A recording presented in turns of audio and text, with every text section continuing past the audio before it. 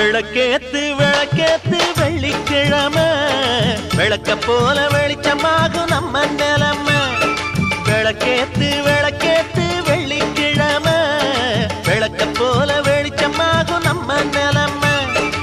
உணர்வில் கிடந்தா உழைக்காம இருந்தா வருங்கால நமக்கு வளமாக வருமா? வந்தாச்சு வந்தாச்சு வருங்கால நமக்கு.